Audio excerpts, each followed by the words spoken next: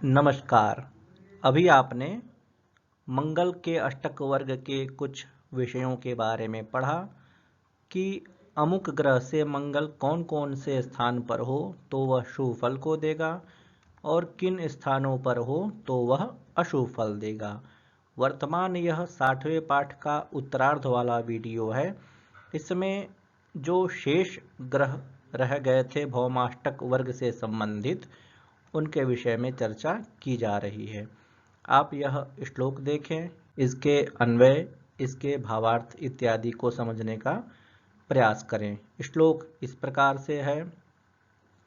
उदयादुपचय तनुषु त्रिषडायेष्विन्दुतः समो दशमः भृगुतोऽन्त्यषडष्टायेष्वसितात् केन्द्राय नववसुषु। इसका आप अन्वय देखें। उदयाद उपचय तनुषु शुभः भवति, इंदुतः त्रिषडायेषु शुभः भवति, समो दशमः भवति, भृगुतोऽन्त्यषडष्टायेषु शुभः भवति, सितात् केन्द्राय नववसुषु शुभः भवति। इसकी आप संस्कृत व्याख्या देखें। उदयात अर्थात लग्नतः अर्थात लग्न से, उपचय तनुषु 3, 6, 11, 5, उपचय अर्थात 3, 6, 10, 11 स्थान को उपचय कहते हैं और तनु अर्थात लग्न, इन स्थानों में शुभ होता है।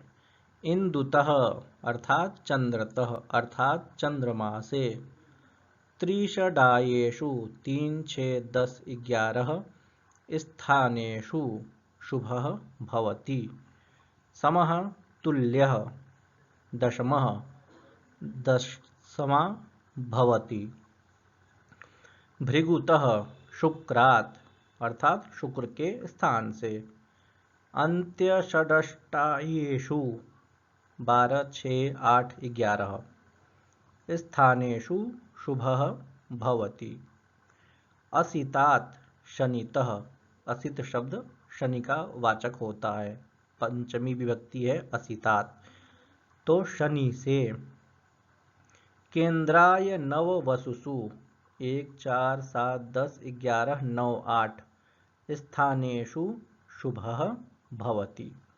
यह हुई इसकी संस्कृत व्याख्या। अब आप इसके जो सरल भावार्थ हैं उसको समझने का प्रयास करेंगे।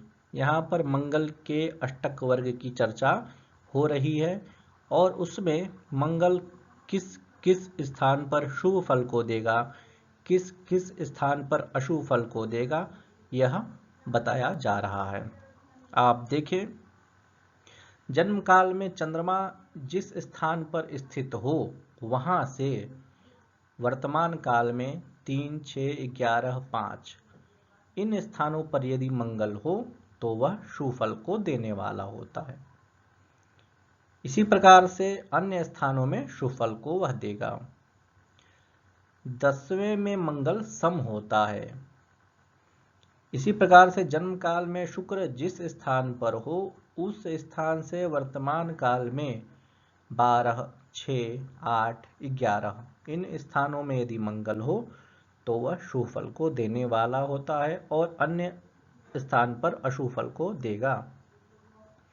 इसी प्रकार से जन्म काल में शनि जिस स्थान पर बैठा हो उस स्थान से वर्तमान काल में 1, 4, 7, 10, 11, 9, 8 इन स्थानों पर मंगल हो तो वह शुभ फल को प्रदान करने वाला होता है और अन्य स्थानों पर अशुभ फल को देता है। आप इस आरेख के माध्यम से स्पष्ट रूप से समझ सकेंगे कि मंगल किन किन ग्रहों से कौन कौन से स्थानों पर शुभ फल को देगा और किन किन ग्रहों से कौन कौन से स्थानों पर अशुभ फल को वह देगा। जैसा कि चक्र में आप देखें, सूर्य को देखें, सूर्य 3, 6, 10, 11, 5 इन स्थानों पर शुभ फल देगा। मतलब सूर्य से मंगल 3, 6, 10, 11, 5 इन स्थानों पर हो तो वह शुभ फल को प्रदान करेगा। इसी प्रकार से चंद्रमा 3, 6, 11, 5 स्थानों पर मंगल हो चंद्रमा से तो वह शुभ फल को प्रदान करेगा। इसी प्रकार से मंगल, बुध, गुरु, शुक्र, शनि और लग्न, इन सभी का समझना चाहिए। ये जो चक्र है यह केवल शुभ स्थानों को ही प्रदर्शित कर रहा है। इसके अतिरिक्त जो अवशिष्ट स्थान हैं वह अशुभ स्थान होते हैं, ऐसा समझना चाहिए। इस पाठ्य पुस्तक के इस पाठ के कुछ प्रश्नोत्तर हैं, कुछ प्रश्न हैं, उनका आप उत्तर देने का प्रयास करेंगे। नमस्कार।